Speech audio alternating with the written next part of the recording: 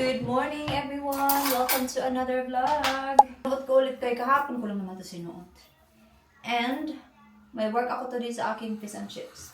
So anyway, gawan ko muna si Kira ng breakfast niya. I mean, kumain na siya kanina. Nanghingi lang siya ng ano ba? Grapes at saka apple. So ikat ko siya, tapos lagyan natin ng vanilla yogurt. Yun yung aking gagawin. Sunny today, 21 degrees. So, I don't know kung mag-short ako sa work o magpantalon lang. Hindi naman talaga to mainit. 21 degrees is not too bad. Fresh lang yan pag ganyan. Mga 25, 26, yan, mainit yan. Plus, pag nag-work ka sa fish and chips, mainit. Pag mainit sa labas. Ikat natin siya ng maliliit.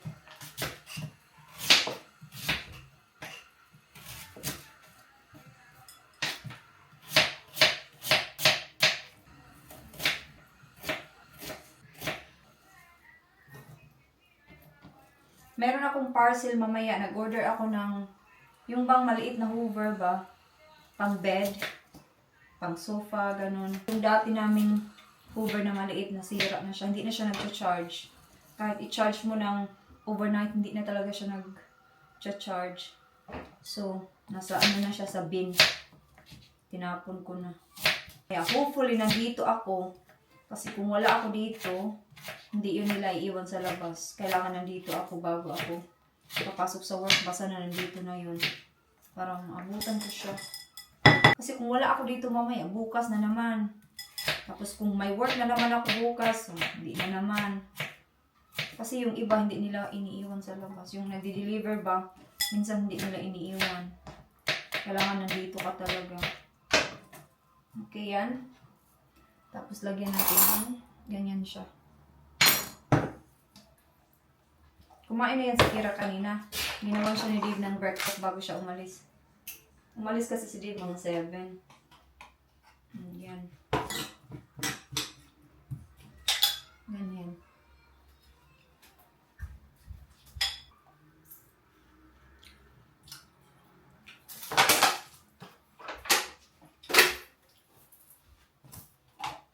So, mag-vacuum na ako dito kay George ko to kahapon.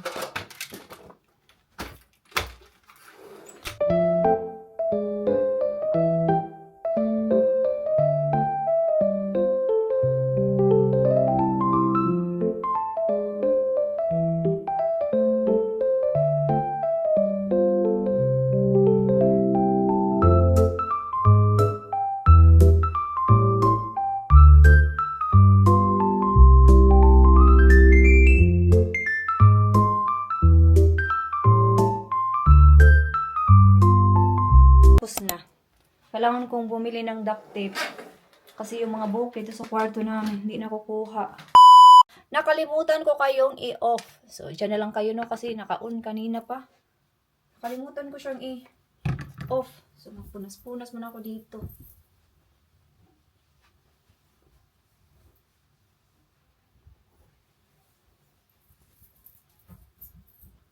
Kaya pala sabi ni Kira na naka-on daw yung DJI ko. Kasi connected to sa cellphone. Pag may app ka, connected siya. Okay. Punas-punas lang.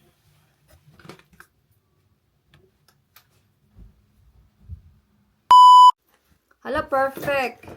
Nandito na siya. Oh, pang thumbnail, babe. It's been a while. I-unbox na natin. Buti na lang dumating siya. Magti-10 pa lang. Excited. Excited na talaga tayo sa mga ganitong bagay, no?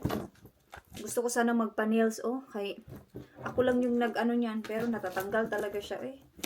Sasayangan din kasi ako sa 23 pounds. Kaya sabi ko ako na lang. Tapos pag ako naman yung gumawa, natatanggal. Agad-agad. Okay. Did you see Mr. Bumble ba? Yeah. He was sitting all around my legs. Like he was just all around here. Okay, I think I need to charge this. Where'd you get that because- from? From Paris. You can have that one. How did it arrive? Just about 5 minutes ago. I was downstairs though. I know. It never came. It's been Parcel Force is the name. No, Royal Mail came. Oh, is it? I don't know. I did not check. It was Royal Mail that came. I don't know. So, ganito siya. Ganito yung itsura niya. It's very powerful. I'm happy. Look, ganda niya. Okay. I think I need to charge first. I-charge ko muna to, guys, and I will let you know later I'm pag matapos hungry. ako mag-work. I'm hungry. Get something else then. Like what? Kira, you're not hungry. Yes, I have. Ganito pag walang pasok. You can't describe my tummy. Laging gutom. So, i-charge ko muna to. You can't tell if I'm hungry or not. Yeah, I'm gonna give you food in a minute. Like Just what? let me charge this one first. Okay? Basta ito yung tsura niya, ganito. Mom, see, Ay, by the way. Royal Mail. Oh yeah, by the way, this is 59.90. Ano? 49.99. Yung Shark kasi na brand is Mom, you didn't even 59.99. need that.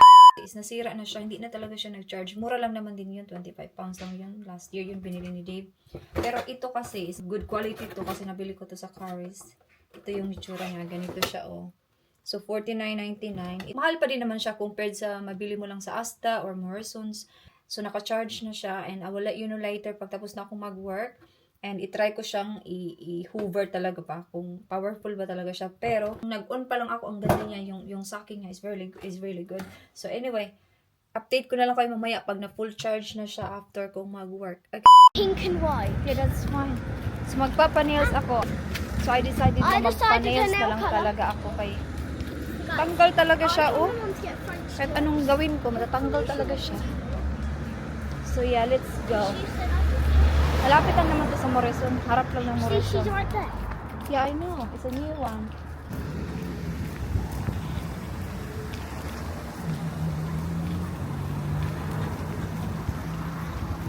Bago lang to. I think last month lang sila Wait, nag-open. no, you should get like a really pastel yellow. And No, I white. don't like yellow, Okay, but but I'm thank picking you. the colour, Mom. I'm Okay. picking the colour. Be Let me back, check guys. first. Let me check. It's quite nice. I'm showing Mum the colour. Okay. I'm going to show Mum what colour she needs. You need a mint. You need a mint. You need mint. This one. That one. No, you need that. You need that. No, no, no, no, no. You need that mint. Well, it's okay.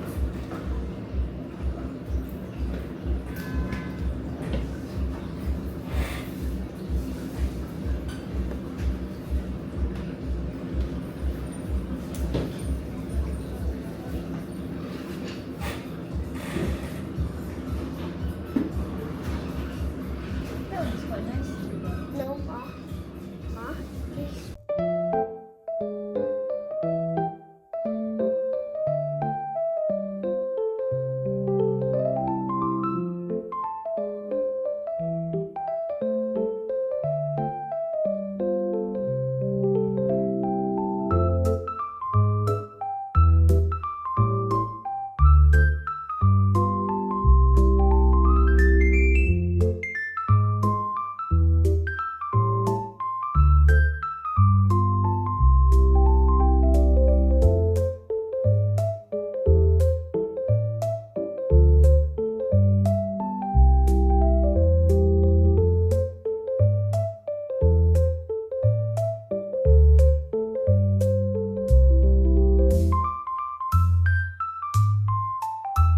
Para 3:29 na ng hapon.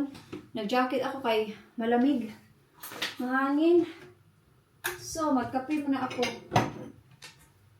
Ito yung kulay na pinili ni Kira. Oh. Ayaw ko yung kulay pink, pero sabi niya, summer daw. So, okay daw yan.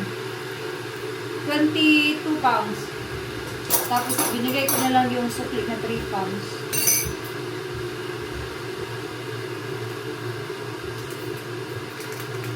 Kapi-kapi para may energy.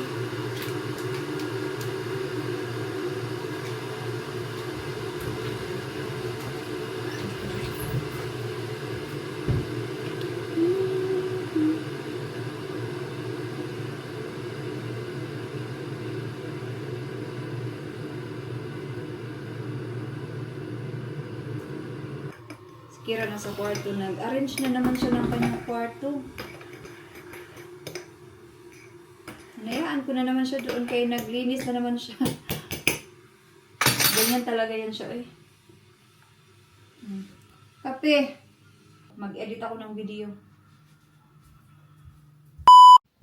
So dahil nga naglinis si Kira ng kwarto, so meron na naman siyang mga nakitang mga damit na hindi daw kasya sa kanya. So ibigay ko to sa anak ng kakilala kong Pinay. Diyan lang din sa Morrison ba? Malapit yung bahay nila. Yung pinuntahan ko ba nung wala dito si Kira? Dalawa kasi yung anak niya na babae. Yung ito. Tapos ito. Magagamit nila to kasi summer. Okay. And then ito din. Lagay natin sa bag. Para pagpunta ko sa kanila, ready na.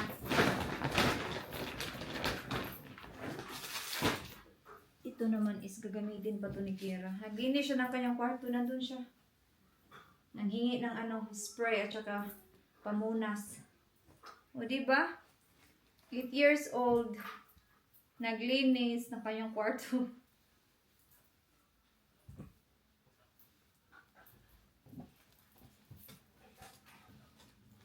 Grabe kanina ba?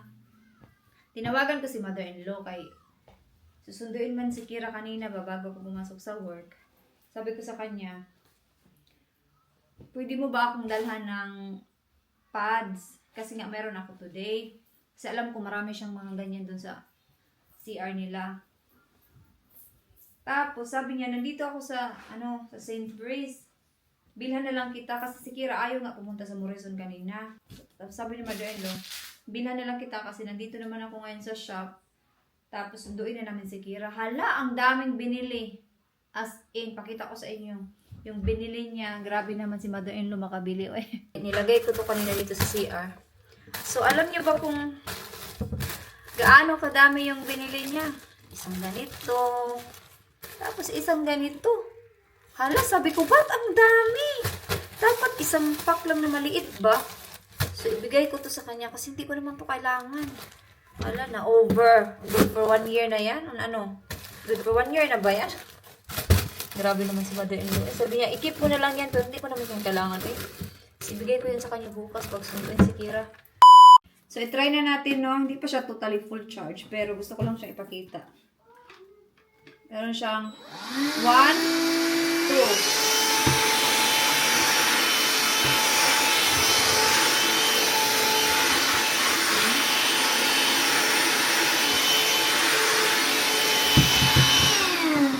Try natin sa floor. Grabe naman to. Caris. Hindi to sponsored ha. Alam mo, sponsored siya.